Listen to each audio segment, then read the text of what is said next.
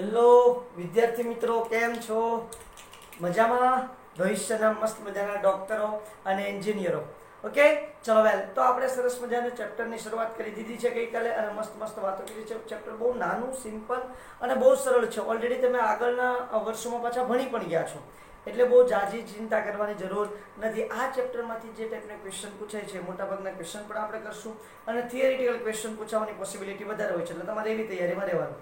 મેં બે ક્વેશ્ચન લખ્યા છે. એક ગુજકેટમાં પૂછાયેલો ક્વેશ્ચન છે અને એક નીટની અંદર પૂછાયેલો છે, શાયદ 2007માં પૂછાયેલો છે. બરાબર? શું કે ક્વેશ્ચન છે? કઈ કાચી ધાતુ કાર્બોનેટ ધરાવતી નથી, મતલબ કે CO3 ના ધરાવતી હોય એવી કઈ કાચી ધાતુ છે? તો પેલી છે કેલેમાઇન. કેલેમાઇન તમે જોવા જશો એટલે ઝિંકની ખનિજ છે, જે ગઈકાલે આપણે કોષ્ટકની અંદર લખાવેલું છે. મેં તમને મોસ્ટ આઈએમપી કીધું હતું કોષ્ટક બેટા, તો તમારે અહીંયા જોવા જશો એટલે આનું અણુસૂત્ર થશે ZnCO3. સંગઠન અથવા તો બંધારણ કયો, તો અહીંયા CO3 આવ્યું છે, તો આ તમારી કાર્બોનેટ થઈ. સિડેરાઇટ છે તો આયનની છે, FeCO3. તો અહીંયા પણ CO3 આવે છે, આયનની કાચી ધાતુ. આ પણ તમારું કાર્બોનેટ છે. મેલેગાઇટ લેવા જઈએ તો કોપર છે, CO3 into CuOH twice. આવા સંયોજનમાં હોય. બરોબર છે? મેલેગાઇટ છે એ કોપરની કાચી ધાતુ છે, કોપરની ખનિજ છે. એનું સૂત્ર સંગઠન આ રીતે છે. તો અહીંયા પણ તમારું કોપર છે. ઝિંકાઇટ, ઝિંકની ખનિજ છે ZnO. બરોબર છે? અહીંયા તમને કાર્બોનેટ જોવા મળતું નથી. તો કાર્બોનેટ જોવા મળતું નથી એટલે આપણે કયો જવાબ સાચો થશે? ઝિંકાઇટ. કોષ્ટક કમ્પલસરી, ફરજિયાત યાદ રાખવું જ પડશે, એમાં કોઈ વસ્તુ ચાલશે નહીં. પછી આ તમારું થોડું પુસ્તકમાં નથી આપેલો એવો ક્વેશ્ચન છે ને, નીટ ઓલરેડી 2007માં શાયદ પૂછાયેલો છે, જ્યારે નીટ છે EMT તરીકે ઓળખાતી. બરોબર છે? ઓકે, તો જો કેસિડેરાઇટ છે, યાદ રાખવાનું છે કે તમારી Sn ટીનની ખનિજ છે. બરોબર છે? ટીનની કાચી ધાતુ છે, જેને આપણે કેસિડેરાઇટ તરીકે ઓળખીએ છીએ. કેસિડેરાઇટ. ક્લિયર છે? ચલો વેલ, ત્યાંથી આગળ જઈએ તો હવે શું આવે છે? તો કે હવે આપણે જોવાની છે જે ગઈકાલે બે પદ્ધતિ જોઈ નાખી છે. કઈ પદ્ધતિઓ જોઈ છે આપણે? તો કે સરસ મજાની એક જોઈ છે જલીય પ્રક્ષાલન અને બીજી જોઈ છે ચુંબકીય અલગીકરણ, એટલે કે ધાતુની સંકેન્દ્રીકરણ માટેની અયસ્કની સંકેન્દ્રીકરણ માટેની પદ્ધતિઓ જોઈ છે. તો બે પદ્ધતિ જોઈ છે. ત્યાંથી હવે આપણે ત્રીજી પદ્ધતિ પર આગળ વધીએ. ત્રીજી પદ્ધતિ છે કઈ? તો કે સરસ મજાની ફીણ પ્લવન પદ્ધતિ. કઈ પદ્ધતિ છે બેટા? ફીણ પ્લવન પદ્ધતિ. બહુ જ ઇન્ટરેસ્ટિંગ પદ્ધતિ છે. મોસ્ટ આઈએમપી લખી રાખું છું. આઈ હોપ કે તમે બધા આનું મહત્વ સમજી શકશો. ફીણ પ્લવન પદ્ધતિમાં શું કરવાનું છે? તો પહેલા તો એક સરસ મજાની વાત કરી દો. આ પદ્ધતિ માત્ર સલ્ફાઇડ યુક્ત ખનિજ, આ પદ્ધતિ માત્ર સલ્ફાઇડ યુક્ત ખનિજ, જેને આપણે કાચી ધાતુ કહીએ છીએ, કાચી ધાતુના સંકેન્દ્રીકરણ માટે વપરાય છે. માત્ર સલ્ફાઇડ યુક્ત ખનિજ હો બાપુ, બીજું આમાં કાંઈ આવે નહીં. બરાબર? જો બધી જે પદ્ધતિ છે ને, બધાની એક અલગ અલગ મસ્ત મજાની શું છે તો કે ભાઈ રીત છે. પહેલી છે ઘનતાના તફાવતને આધારે છે.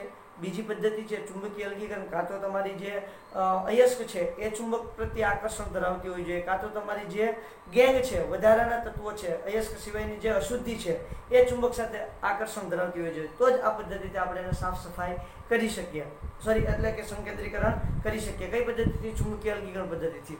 એવી જ રીતે જોવા જઈએ તો આ પદ્ધતિ જે છે ફીણ પ્લવન પદ્ધતિ, એ માત્ર ને માત્ર સલ્ફાઇડ યુક્ત ખનિજના સંકેન્દ્રીકરણ માટે જ અગત્યની છે, બાકી ચાલશે નહીં. શું આવશે સાહેબ એની અંદર? તો કે આવું એક સરસ મજાનું તમારે પાત્ર લેવાનું છે. બરોબર છે? આ પાત્રની અંદર અહીંયા તમારે મસ્ત મજાનો રોટેટર મૂકવાનું છે, એટલે કે પંખો જેને આપણે કહીએ છીએ.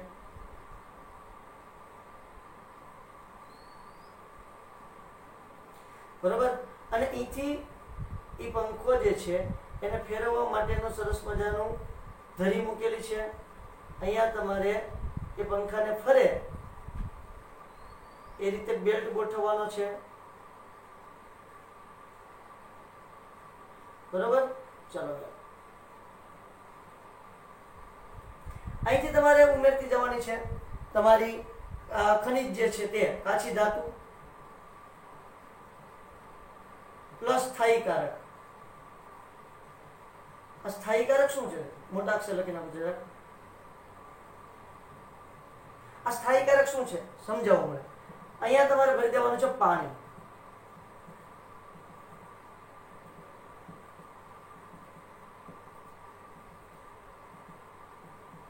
બરોબર જામવાની છે. હવે જોયા જેવી થવાની છે. શું જોયા જેવી થવાની છે? અહીંયા લખી નાખો પાણી. બરોબર છે. અહીંયા તમને મળશે તમારી ગેંગ.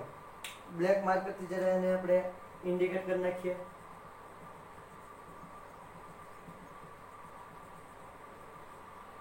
હવે શું કરવાનું છે તો કે આ જે ભાગ છે ત્યાંથી તમારે કાચી ધાતુ પ્લસ સ્થાયીકારક, કાચી ધાતુ પ્લસ સ્થાયીકારક અહીંથી તમારે એડ કરવાના છે. આ તમારું છે પંખો, સરસ મજાનો વિલોડર, જેને તમે કહી શકો. શું કહી શકો? વિલોડર, કે જે તમારા અંદર પાણીની અંદર જે પંખો છે એને શું કરવાનું છે? ફેરવવાનું છે. આ ફરશે એટલે પંખો પણ ફરશે. પંખો ફરશે એટલે કાચી ધાતુ, સ્થાયીકારક, પાણી આ બધું ક્ષોભિત થશે. ક્ષોભિત થવું એટલે શું? આપણી ભાષામાં કેવું? ખળભળાટ મચાવી દેવી. આપણી ભાષામાં શું કહીએ? ખળભળ છે. આ બધું આમાં હલ છે એને ક્ષોભિત થયું કહેવાય. બરોબર છે. ક્ષોભિત થશે જેને કારણે ગેંગ કણો જે છે, માટી, રેતી, આ બધાનું નિલંબન થશે અને એ બધા તળિયે બેસશે.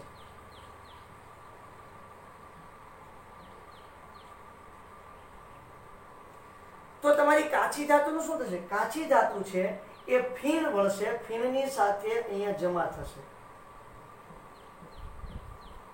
જમા થશે મતલબ ઉપર એકઠી થશે. આ ફીણ છે. બરાબર. તો સાહેબ એમાં કઈ રીતે એકઠી થાય? તો કે જે તમારું ફીણ વળે ને બેટા, આ ફીણ સમજો કે આવી રીતે છે. ફીણ તો હલકું હોવાનું છે. એની ઉપર તમારી જે અયસ્ક છે એ અયસ્ક આ રીતે ચીપકી જશે.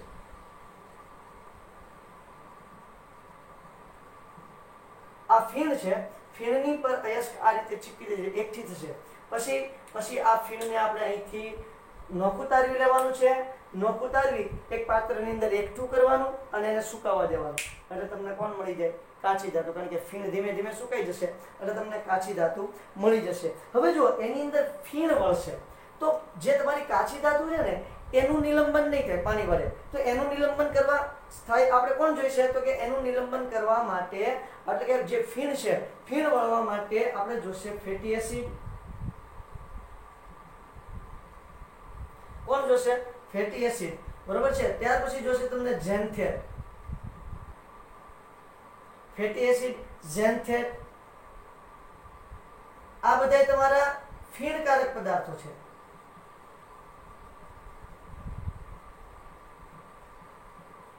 બરોબર છે. પાઇન ઓઇલ, આમાંથી પણ એમસીક્યુ આવે. કઈ રીતે આવે છે એ પછી હું તમને કહું.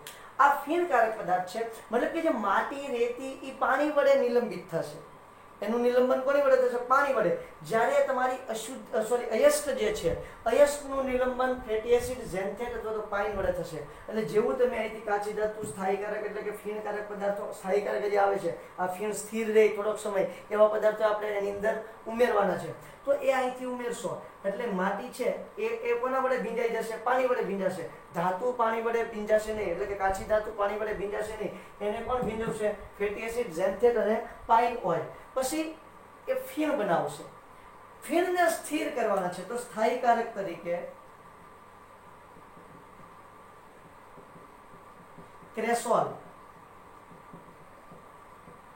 અને એનિલિન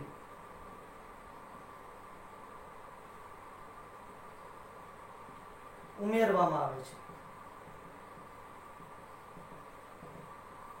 આ નામ ખાસ યાદ રાખવાનું છે. તમને પૂછી નાખે એમસીક્યુ ની અંદર.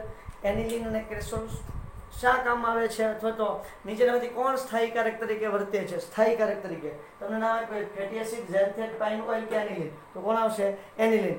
નીચેનામાંથી કોણ ફીણ કારક તરીકે વર્તે છે અથવા તો કોણ તમારી ધાતુને ક્ષોભિત કરે છે અથવા તો કોણ તમારી ધાતુને નિલંબિત કરે છે? કાચી ધાતુને નિલંબિત કરે છે. એનિલિન, ક્રેસોલ, ઝેન્થેટ કે એક પણ નહીં. તો કોણ આવશે? ઝેન્થેટ આવશે. ક્લિયર થાય છે આખી વાત? ઓકે. તો સરસ મજાનું અહીંથી તમારું હવે આવડી ચકડી ફરવાની છે.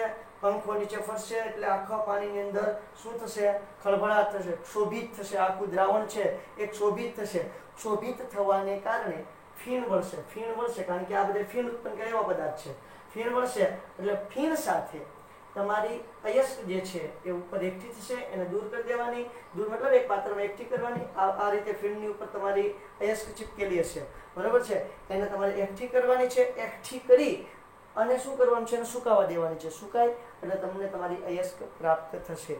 આ રીતે અયસ્કનું સંકેન્દ્રીકરણ થતું તમને જોવા મળશે. ક્લિયર છે? હવે સાહેબ એક પ્રશ્ન થાય છે. હા, તમને પ્રશ્ન એ થાય? હા, અમને બહુ બધા પ્રશ્ન થાય. કરો આ. ચાલો, તો પ્રશ્નમાં શું થાય છે? તો કે ભાઈ સાહેબ એક સલ્ફરયુક્ત ખનિજ હોય અને પાણી હોય ને બાકીના માટીના કણ હોય તો બરાબર છે, પણ 2 સલ્ફાઇડયુક્ત ખનિજ હોય તો શું કરવાનું? એટલે કે તમારી કાચી ધાતુની અંદર 2 સલ્ફાઇડયુક્ત જે અયસ્ક છે એ હોય તો શું કરવાનું? મતલબ સમજો કે ZnS અને PbS. આ માત્ર સમજો કે ZnS હોય, ZnS વત્તા માટી વત્તા અન્ય અશુદ્ધિ, તો આ પદ્ધતિથી આપણે સરળતાથી કરી નાખીએ. ચાલો, પણ 2 તમારી સલ્ફરયુક્ત ખનિજ હોય તો અહીંયા તો પાછી 2 સલ્ફરયુક્ત ખનિજ મળશે ફીણમાં. તો ફરી વખત તમને પાછું શું? એ તો અશુદ્ધિ જ કહેવાય. 2 સલ્ફરયુક્ત ખનિજ મળે એટલે શું કહેવાય? અશુદ્ધિ. તો હવે શું કરવાનું? મૂંઝાવાનું જરાય નહીં. શું કરવાનું? આની અંદર અવનમન ઉમેરી દેવાનું છે. શું ઉમેરી દેવાનું છે? અવનમક ઉમેરી દેવાનું છે. આ અવનમક જે છે એટલે અવનમક એટલે કોને કહેવાય આપણે? તો કે સમજો કે ભાઈ એકને પકડી રાખશે. અવનમક એકને પકડી રાખશે.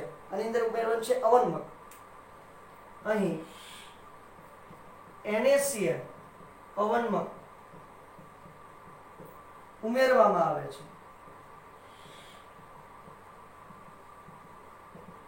જે ZnS ને ફીણ સાથે સપાટી પર આવતા રોકે છે. બરોબર? શું કરશે?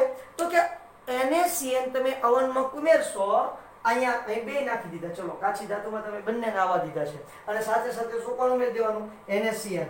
NaCl અવનમક તમે ઉમેરશો એટલે શું થશે?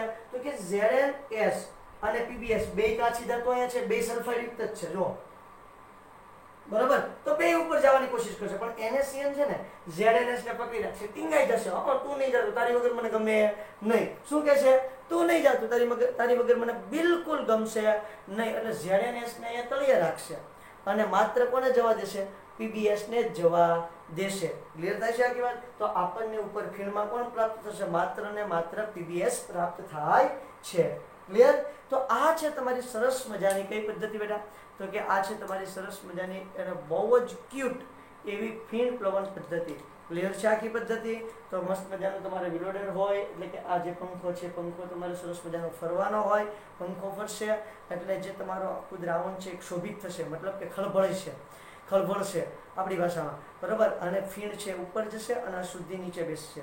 કારણ કે અશુદ્ધિ માટી છે, રેતી છે, એ પાણી વડે ભીંજાઈ જશે એટલે નીચે બેસશે. જ્યારે તમારી અયસ્ક છે, કાચી ધાતુ છે, એ કાચી ધાતુ ક્યાં જશે? ફીણ સાથે ઉપર જશે. ફીણને અલગ તારવી અને આપણે એને શું કરી નાખવાનું છે? સુકાવા દેવાનું છે. સુકાઈ જશે એટલે આપણને આપણી કાચી ધાતુ મળશે. એનું સંકેન્દ્રીકરણ કરવાનું છે. વધારે ત્યાં એકઠી કરવાની છે. ક્લિયર? ચલો, મસ્ત મજાનું. તો પછી 2 હોય ત્યારે એકને એક અવનમક ઉમેરી દેવાનું. આ તો ZnS ને PbS છે. બીજું કોઈ પણ હોય ત્યારે અલગ અલગ તમે ઉમેરી શકો. તો એકને નીચે રાખશે. અવનમક છે એ 2 માંથી એક સલ્ફાઇડયુક્ત ખનિજને પકડી રાખશે અને એકને જ ફીણ સાથે ઉપર જવા દેશે. એટલે આપણે ZnS અને PbS નું એક્ઝામ્પલ લીધું તો ZnS ને પકડી રાખશે, PbS ને ક્યાં જવા દેશે? ફીણ સાથે ઉપર જવા દેશે. ક્લિયર? ચલો, મસ્ત મજાનું જોઈ લ્યો. આગળ વધીએ છીએ. ત્યાર પછી આવે છે નિક્ષાલન પદ્ધતિ. છેલ્લી પદ્ધતિ છે સંકેન્દ્રીકરણની છેલ્લી પદ્ધતિ. ચોથી પદ્ધતિ છે નિક્ષાલન. હવે જો તમારી ચોપડીમાં છે ને એક મસ્ત મજાનો કોષ્ટકની અંદર આપેલું છે નવસર્જન ધોબણ. બરોબર છે? એ તમને એક ઇતિહાસ આપ્યો છે કે ભાઈ તમારી જે ફીણ પ્લવન પદ્ધતિ છે એનો ખ્યાલ ક્યાંથી આવ્યો છે. તો કે એક ભાઈ ધોબણ, જરાક તમને ટૂંકમાં કહી દઉં છું, એને લખવાની કે પરીક્ષામાં એવું કંઈ પૂછાતું નથી. તો એક ધોબણ હતી, એ સામાન્ય રીતે બધાને કપડાં ધોતી, બરાબર. તો એને જે ખાણિયા મતલબ જે લોકો ખાણમાં કામ કરતા હોય, કોપરની ખાણ હોય એમાં જે કામ કરતા હોય, ઝીંકની ખાણમાં કામ કરતા હોય, એવા લોકોના કપડાં એની પાસે ધોવા આવતા. તો એ કપડાં ધોતી હતી ત્યારે એનો અચાનક ખ્યાલ આવ્યો કે ભાઈ જ્યારે કપડાને સાબુ દે, બરાબર, પછી પાત્રની અંદર બોળીને બહાર કાઢે ને, તો ફીણ જે હોય, ફીણની સાથે કપડા ઉપર તમારા આ જે અયસ્ક છે, કોપર છે, એની એ બધા કણો છોટ્યા રહે, બાકીનું માટી, રેતી એવું બધું નીચે આવ્યું છે. ફરી વખત ડુબાડી અને ધોબણ બહાર કાઢે તો ફરી વખત આના જ ઘટના જોવા મળે. તો એણે વિચાર્યું કે આવું કેમ થતું છે. એટલે એણે એની એક જે ગ્રાહક હતી કેરી એવર્સન, એને આ વાત કરી. એને કીધું કે ભાઈ આ રીતે હું જ્યારે કપડાં ધોઉં છું ત્યારે જે માટી છે, રેતી છે, નીચે બેસી જાય છે, વધારાનો મેલ છે નીચે જતો રહે, પણ જે ખનિજ છે, જે ધાતુના નાના નાના કણ છે, એ સાબુ સાથે ઉપર આવતા રહે છે પાછા ફરી વખત. તો એના પરથી કેરી છે એ બહુ કેરી એવર્સન જે છે એ બહુ સારી એવી રસાયણશાસ્ત્રી હતી. એણે વિચાર્યો કે ભાઈ આ પદ્ધતિ છે એ તો કોપર છે, અન્ય ધાતુઓ જે છે, જે સલ્ફાઇડયુક્ત ધાતુઓ, ટૂંકમાં જે ધાતુઓ છે એના સંકેન્દ્રીકરણમાં પદ્ધતિ વાપરી શકાય, બરાબર, જેથી કરીને ધાતુ સરળતાથી મળે અને ધાતુનો બજારની અંદર ભાવ ઘટે. તો એવી રીતે આ ફીણ પ્લવન પદ્ધતિનો શું થયો છે, ઉદ્ભવ થયો છે. બહુ ઇન્ટરેસ્ટિંગ છે. આવી ઘણી બધી નાની નાની બાબતો હોય છે, એની અંદરથી તમને આવું ઘણું બધું આપણે તો જોયું પણ હોય છે, પણ આપણને એ સમયે આવો ખ્યાલ આવતો નથી. પણ ભણીએ પછી એમ કે આવું બનતું હોય, બરાબર. તો આપણે જરાક એવું મસ્ત મજાનું જેનું એવું અવલોકન માઇન્ડ હોય, મતલબ કે જેનું સંશોધન શોધખોળ કરવાવાળું મગજ હોય, એ લોકોને તો તરત આઈડિયા આવી જતો હોય, પણ આપણે જરાક વધારે વિચારવું પડે. વાત કરવાની છે નિક્ષાલનની. તો કે ઘણી બધી એવી ધાતુઓ છે, એટલે કે કાચી ધાતુઓ છે કે જેને તમે ઉપરની 3 પદ્ધતિથી એનું તમે સંકેન્દ્રીકરણ કરી શકતા નથી. મતલબ કે જે મેં જલીય પ્રક્ષાલન જોયું છે, પછી ચુંબકીય અલગીકરણ જોયું છે અને ફીણ પ્લવન પદ્ધતિ જોઈ છે. તો આ ત્રણેય પદ્ધતિથી તમે અમુક એવી ધાતુ છે કે જેની અયસ્કનું તમે સંકેન્દ્રીકરણ કરી શકતા નથી. તો એની માટે છે ચોથી નિક્ષાલન પદ્ધતિ, બરોબર છે. આ પદ્ધતિની અંદર આપણે મસ્ત મજાના એક બે એક્ઝામ્પલ જોશું એટલે તમને ખ્યાલ આવશે. તો આમાં શું કરવાનું છે કે તો તમારે જે અયસ્ક છે, એટલે કે ખનિજ છે, અશુદ્ધિ સાથેની ખનિજ, એને કોઈક પદાર્થની અંદર ઓગળી દેવાની, બરોબર છે. એ પદાર્થની અંદર ઓગળી જાય તો એમાંથી પછી તમારે પાછી મેળવી લેવાની. કઈ રીતે થાય છે એ આપણે જોઈએ છીએ. સમજો કે તમારે એલ્યુમિનિયમ એટલે કે એલ્યુમિનિયમ શેમાંથી મળશે? એલ્યુમિનામાંથી. તો ખનિજમાંથી તમારે પહેલા એલ્યુમિના મેળવવી પડે. ખનિજમાંથી એલ્યુમિના,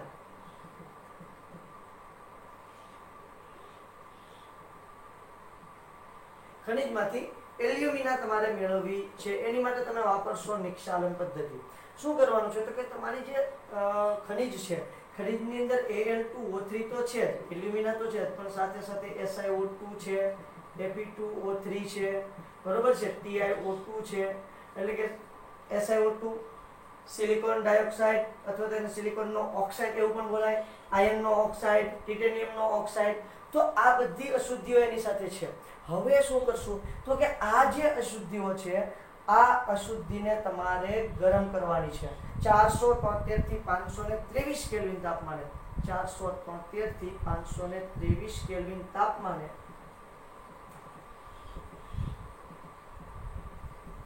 અને દબાણ પણ આપવાનું છે. કેટલું દબાણ આપવાનું છે તમારે તો કે સરસ મજાનું 35 થી 36 બાર દબાણે NaOH સાથે ગ્રથિત કરવામાં આવે છે, એટલે ઓગાળવામાં આવે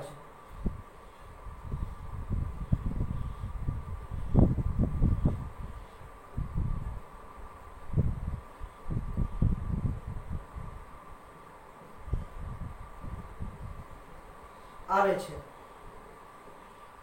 ગ્રથિત કરવામાં આવે છે એટલે તો ઓગાળવામાં આવે છે, બરોબર છે. હવે શું થશે તો કે તમારું જે એલ્યુમિના છે એ ઓગળી જશે અને એ શું બનાવશે? સોડિયમ એલ્યુમિનેટ બનાવશે.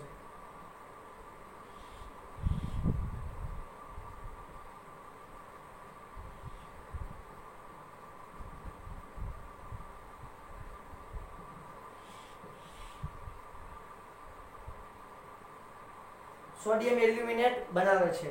સાથે સાથે SiO2 પણ દ્રાવ્ય થઈ સોડિયમ સિલિકેટ બનાવે છે.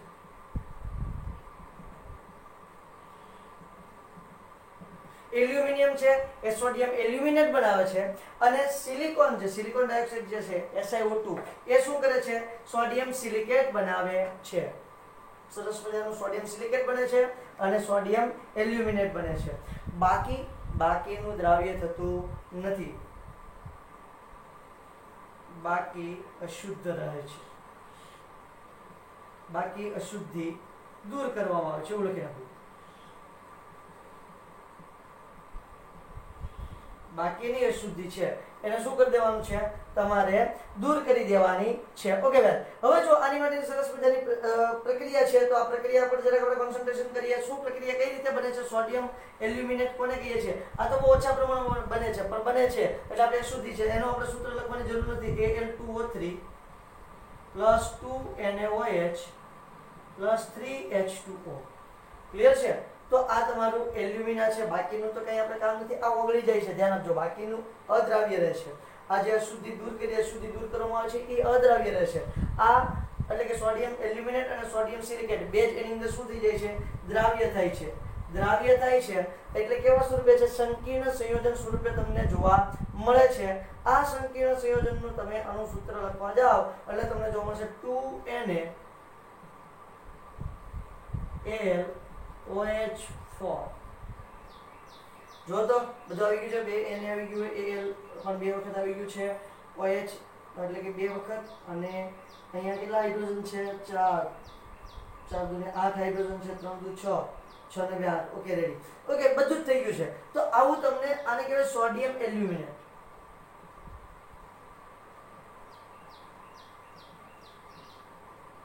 બરાબર છે? તો આ તમને સોડિયમ એલ્યુમિનેટ મળી ગયું છે. હવે શું થાય છે તો કે ભાઈ હજી આની સાથે સાથે બીજું કોણ છે? સોડિયમ સિલિકેટ પણ આવેલું છે. તો હવે આ સોડિયમ એલ્યુમિનેટમાં આપણે CO2 વાયુ પસાર કરવામાં આવે છે. આ સોડિયમ એલ્યુમિનેટમાં CO2 વાયુ પસાર કરતા જલીય Al2O3 મળે છે. શું મળે છે? જલીય Al2O3 મળે છે. તેમાં સાથે સાથે તેમાં તાજા બનાવેલા જલીય Al2O3 ના અવક્ષેપ ઉમેરવામાં આવે છે. એટલે શું થાય કે ભાઈ એક ચોક્કસ દિશામાં જશે કે Al2O3 બનવા જ જશે પણ બહુ ઓછા ઉમેરો ને ભાઈ, નહીતર તો શું થશે તો કે લસટેલિયાના સિદ્ધાંત મુજબ પ્રક્રિયા પ્રતિગામી દિશામાં થશે. એટલે અહીંયા બહુ ઓછા ઉમેરવાના છે કે જેથી કરીને તમારા Al2O3 ના જે જલીય અવક્ષેપ છે એને આકર્ષશે. આ શું થશે તો કે આ અવક્ષેપિત થશે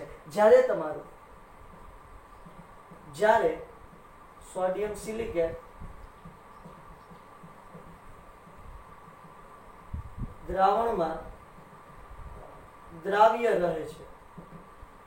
એનું અવક્ષેપણ થતું નથી. આ તો અવક્ષેપિત થઈ અને બહાર આવી જશે. જ્યારે સોડિયમ સિલિકેટ છે એનું અવક્ષેપણ થશે નહીં, એ તો તમારા દ્રાવણની અંદર જ રહેશે. એટલે આને શું કરવાનું છે? આપણે બહાર કાઢી લેવાનું છે. એ પહેલા આનું સૂત્ર લખી નાખો 2NaAlOH4 ક્લિયર + 2CO2. આ શું થયું? CO2 સાથે મેં સરસ મજાની પ્રક્રિયા કરાવી નાખી છે. એટલે અહીંયા મને શું મળશે? Al2O3 × XH2O પ્લસ સાથે મને મળશે 2NaHCO3.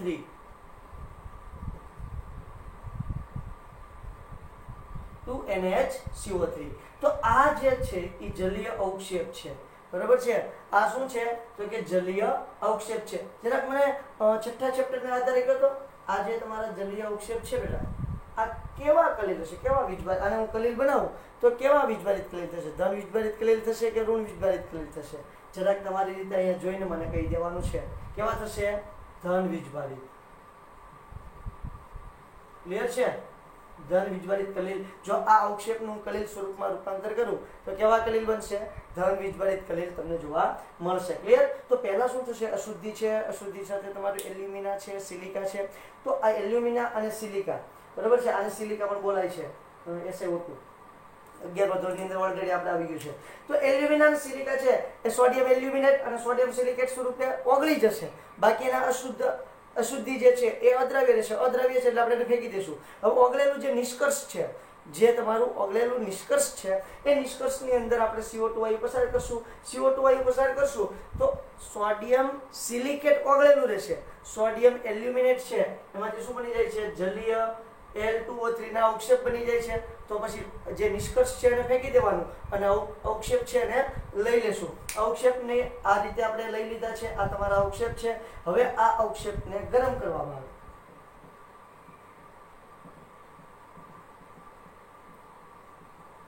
પાણી દૂર થાય છે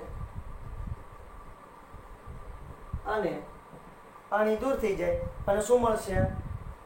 Al2O3 મળે છે. બરોબર? Al2O3 × H2O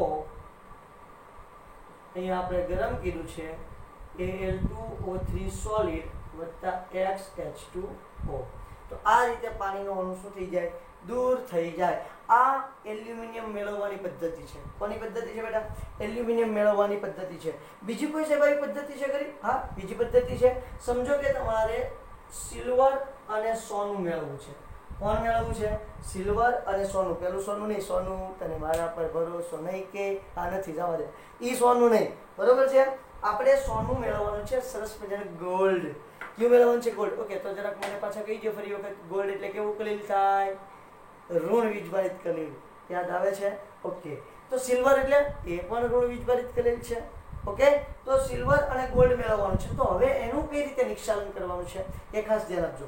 તો કે સિલ્વર અને ગોલ્ડ એની જે કાચી ધાતુઓ હોય, સિલ્વર અને ગોલ્ડ છે એ અયસ્ક સ્વરૂપમાં છે, કાચી ધાતુ સ્વરૂપમાં છે.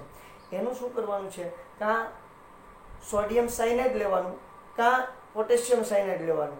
સોડિયમ સાયનાઇડ અથવા તો પોટેશિયમ સાયનાઇડ. જો તમે સિલ્વર લેશો, જો ને આપણે આખું લખી નાખીએ છીએ, સિલ્વર અને ગોલ્ડનું પ્રક્ષાલન. પ્રક્ષાલનની ઇંગ્લિશમાં કે સોરી નિક્ષાલન. નિક્ષાલનની ઇંગ્લિશમાં કે લીચિંગ. સિલ્વર અને ગોલ્ડનું નિક્ષાલન અનુક્રમે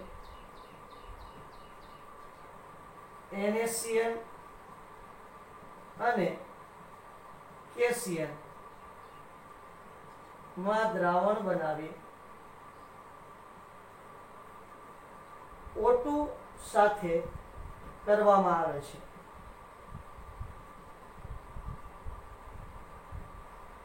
જો તમે સિલ્વર લ્યો તો NaCN લેવાનું, ગોલ્ડ લ્યો તો KCN લેવાનું. આવા MCQ પૂછાઈ ગયેલા છે ઓલરેડી કે ગોલ્ડનું નિક્ષાલન કોની સાથે થાય છે? કોની હાજરીમાં થાય છે? KCN સાથે અથવા તો KCN ની હાજરીમાં. સિલ્વરનું NaCN. ખાસ આ શબ્દો યાદ રાખવાના છે, આ નામ પણ યાદ રાખવાના છે.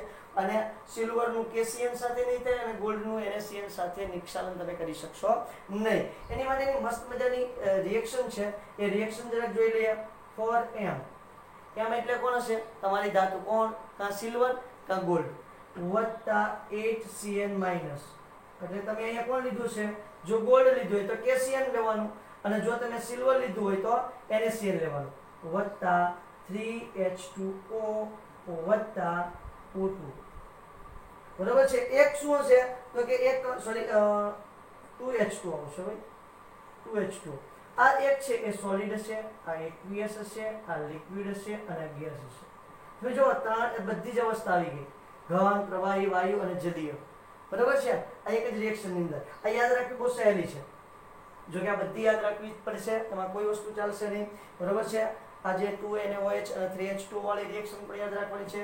અહીંયા 2CO2 જે તમારે સોડિયમ એલ્યુમિનેટ સાથે 2CO2 ઉમેરવાનું છે એ પણ રિએક્શન યાદ રાખવાની છે. આ તો બહુ સહેલી છે, પાણી દૂર કરવાની ખાલી છે. બરાબર? પછી જો અહીંયા તમને શું મળશે? તો અહીંયા પણ તમને સરસ મજાનું શું મળે છે? સંકીર્ણ ક્ષાર મળે છે. કેવું સંકીર્ણ ક્ષાર મળે છે બેટા? ધ્યાન આપજો. મસ્ત મજાનું સંકીર્ણ ક્ષાર મળે છે. 4MCN twice minus + 4OH minus. જગ્યા ઓછી છે નીચે, એટલા માટે હું ઓછામાં સમાડવાનો પ્રયત્ન કરું છું. બરાબર છે. 4mCN ટ્વાઇસ માઇનસ છેદમાં અહીંયા શું હશે 4OH માઇનસ. ક્લિયર છે? ઓકે. આ સરસ મજાનું તમારું શું બની ગયું છે? સંકેલક ક્ષાર બની ગયું છે. આ દ્રાવ્ય થઈ ગયું છે. પાણીમાં શું થઈ ગયું છે? દ્રાવ્ય થઈ ગયું છે. હવે શું કરવાનું છે? ધ્યાન આપજો બેટા. હવે આપણે આ પણ aqueous છે અને આ પણ aqueous છે. બરાબર. હવે શું કરવાનું છે? તો આના 2 મોલ લેવાના છે. એટલે અહીં લઉં છું 2mCN minus CN twice minus plus એની પ્રક્રિયા કરાવું છું ઝિંક સાથે. કોની સાથે કરાવું છું? ઝિંક સાથે. એટલે એની અંદર મેં એડ કરી દીધું છે Zn. તો હવે જો તમારે તો શું મળવાનું છે? ધાતુનું સંકેન્દ્રીકરણ કરવાનું છે, અયસ્કનું સંકેન્દ્રીકરણ કરવાનું છે. એટલે આ જે આખો પોર્શન છે એ Zn સાથે જોડાઈ જશે. એટલે થઈ જશે અહીંયા Zn અને કાઉન્સમાં આવી જશે mCN ટ્વાઇસ માઇનસ. હવે જો અહીંયા તો 2 મોલ છે ને, અને અહીંયા તો મેં 1 જ મોલ લખ્યું છે. તો મારે શું કરવાનું છે? તો હું જરાક નાનો તો ફેરફાર કરી નાખું છું. સોરી, એમ નીકળી જશે, સોરી પ્રિન્ટિંગ મિસ્ટેક પહેલા. Zn ડાયરેક્ટ Zn સાથે જોડાઈ જશે. બરાબર. હવે અહીંયા જો 2 દુને 4 CN હતા, એટલે અહીંયા મારે શું કરવું પડશે? 4 CN કરવું પડશે. ક્લિયર થાય છે? આ યાદ રાખજો બેટા. 4 CN. અને હવે શું? તો કે 2m. એમ તો આપણે છૂટું પાડવાનું હતું પહેલા. 2m solid. તો આ તમારી m એટલે શું છે? અહીંયા લખી નાખું છું. જ્યાં m બરાબર કાં તો છે તમારું Au અથવા તો છે Ag. Au અથવા તો Ag, કાં તો છે સોનું અથવા તો છે સિલ્વર. બેમાંથી કોઈ પણ એક તમે લીધેલું હશે. તો આ છે સિલ્વર અથવા તો ગોલ્ડની નિક્ષાલન પદ્ધતિ, અને આ આખી છે એલ્યુમિનિયમની નિક્ષાલન પદ્ધતિ. બહુ ઇન્ટરેસ્ટિંગ છે અને MCQ પૂછાવાની સંભાવના ફૂલ પ્રૂફ છે. આમાં કેવી સંભાવના છે? ફૂલ પ્રૂફ અને જબરદસ્ત MCQ પૂછાવાની સંભાવના છે. તો સરસ મજાનું ફરી વખત બધી એક રિએક્શન છે એના પર જરાક નજર ફેરવી નાખીએ. તો સરસ મજાની 473 થી 523 કેલ્વિન તાપમાન છે. 35 થી 36 bar દબાણ રાખવાનું છે. કોની સાથે? NaOH સાથે. એનું ડાયજેસ્ટિંગ કરવાનું છે. ગ્રથિત એટલે કે ઓગળવાનું છે. ડાયજેસ્ટ કરવું મતલબ એને એની અંદર ઓગાળી નાખવું છે. બરાબર. એલ્યુમિના છે એ સોડિયમ એલ્યુમિનેટ અને સિલિકા જે છે એ સોડિયમ સિલિકેટ બનાવશે. એલ્યુમિના જે છે સોડિયમ એલ્યુમિનેટ બનાવે છે એની પદ્ધતિ છે Al2O3 3NaOH 2NaOH 3H2O. બરાબર છે. એટલે શું બનશે? 2Na કાઉન્સની અંદર AlOH4. બરાબર છે. અને સાથે સાથે કઈ મળવાનું છે? નહીં. એટલે સોડિયમ એલ્યુમિનેટ. હવે આ સોડિયમ એલ્યુમિનેટ અને સોડિયમ સિલિકેટ શું છે? પાણી તમારા જે દ્રાવણ છે એની અંદર ઓગળેલું હશે. બાકીના શું હશે? તો કે બાકીના અશુદ્ધિ સ્વરૂપે અદ્રાવ્ય છે એને કાઢીને ફેંકી દેવાના. પછી એની અંદરથી 2CO2 પસાર કરવાનું છે. એટલે જે તમારું સૂત્ર છે 2NaAlOH4 એની અંદર 2CO2 એડ કરી દેવાનું છે. 2CO2 એડ કરશો એટલે Al2O3 XH2 મળશે. તાજા જલીય Al2O3 ના જલીય અવક્ષેપ તમારે ઉમેરવાના છે. થોડાક અમથા ઉમેરવાના છે, જેથી કરીને શું કરશે કે ભાઈ Al2O3 XH2 બનાવવામાં મદદ કરશે. હવે એને તમારે ગરમ કરવાનું છે. એટલે Al2O3 XH2 છૂટું પડશે એટલે શુદ્ધ Al2O3 તમારું સંકેન્દ્રિત થયેલું તમને જોવા મળશે. સિલ્વર અને ગોલ્ડ એનું પણ નિક્ષાલન કરવામાં આવશે. સિલ્વરનું NaCN ની હાજરીમાં O2 સાથે, ગોલ્ડનું KCN ની હાજરીમાં O2 સાથે નિક્ષાલન કરવાનું છે. પછી જુઓ તો ફોર m એટલે કોણ છે? કાં તો Au અથવા તો સિલ્વર. 4m 8CN માઇનસ, પછી અહીંયા આવશે 2H2O અને O2. અહીંયા તમને મળશે 4mCN ટ્વાઇસ માઇનસ વત્તા 4OH માઇનસ. ત્યારથી પછી આગળ મળશે આમાંથી 4 માંથી કેટલા મોલ લેવાના છે? 2 મોલ. એટલે એ મળશે 2mCN 2 માઇનસ પ્લસ Zn. એટલે ZnCN4 માઇનસ અને 2m. આ તમારી છે સરસ મજાની ધાતુનું સંકેન્દ્રીકરણ થયેલું. બરાબર છે. તો આ ધાતુની સંકેન્દ્રીકરણ આ રીતે તમારું થશે એલ્યુમિનિયમ, સિલ્વર અને ગોલ્ડનું. સ્ક્રીનશોટ લઈ લો. આગળ વધીએ. ઓકે. તો સરસ મજાના મેં ત્રણ જેટલા MCQ લખ્યા છે. બરાબર છે. તો એ MCQ જરાક આપણે જોઈ લઈએ. શું કહે છે? ફિન-પ્લોન પદ્ધતિ વડે સલ્ફાઇડ યુક્ત ખનિજ નું સંકેન્દ્રીકરણ કરી શકાય છે. હા, બરાબર છે. આપણને ખ્યાલ છે ભાઈ. પરંતુ નીચે આપેલી સલ્ફાઇડયુક્ત ખનિજોમાંથી કઈ કાચી ધાતુ અપવાદ છે કે જેનું સંકેન્દ્રીકરણ નિક્ષાલન પદ્ધતિ વડે કરવામાં આવે છે? એટલે કે ભાઈ નીચે આપેલી જે ખનિજો છે એ સલ્ફાઇડયુક્ત છે. એમાંથી એકાદી એવી અપવાદરૂપ છે કે જેનું સંકેન્દ્રીકરણ આપણે શેના વડે કરવામાં આવે છે ભાઈ? તો કે મસ્ત મજાની નિક્ષાલન પદ્ધતિ વડે કરવું પડે છે. પેલું ગેલિના PBS. તો આ તો ફિન-પ્લોન પદ્ધતિથી થઈ જશે. કોપર પાયરાઇડ ZNS CuFeS2 તો આનું પણ પદ્ધતિથી થઈ જશે ફીલ્ડ પ્લોન પદ્ધતિથી.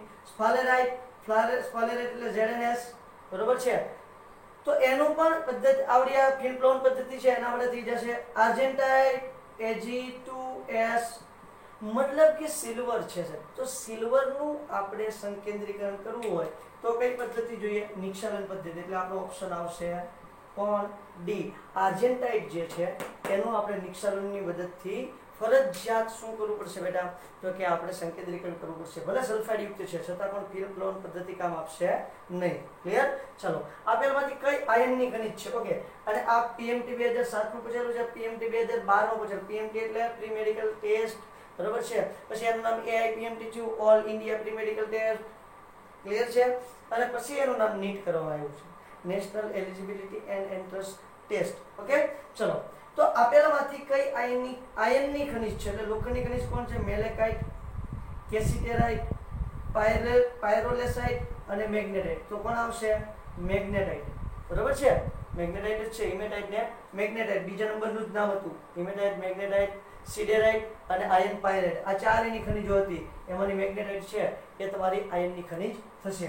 બાકી મેલેકાઇટ છે, કેસિટેરાઇટ છે, એ બધી તો, અને પાયરોલેસાઇટ છે. પાયરોલેસાઇટ તો કઈ અલગ જ છે, અને આ બે તો આપણી અન્ય ખનિજો છે. બરોબર. ધાતુ તેના અયસ્કમાં નાઇટ્રેટ સ્વરૂપે હોતી નથી. સમજાવો.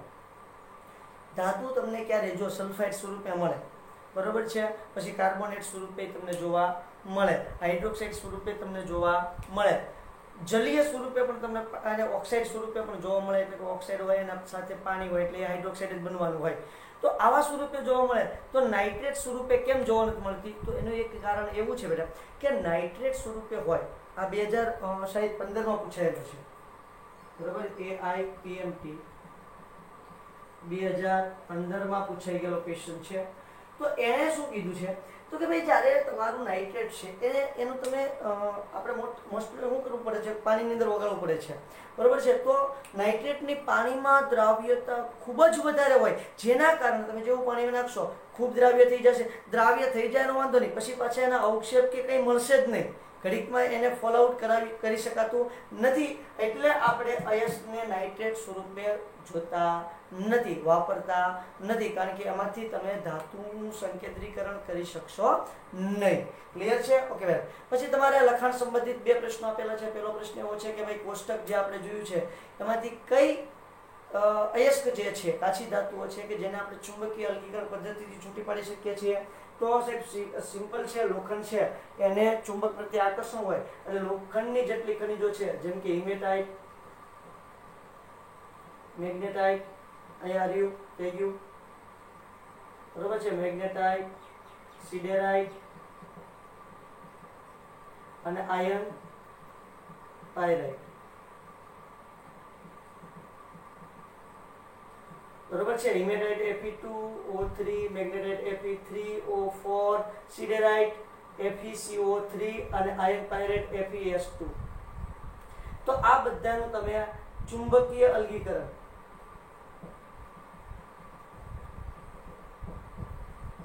પદ્ધતિથી સંકેન્દ્રીકરણ કરી શકશો. બરોબર છે.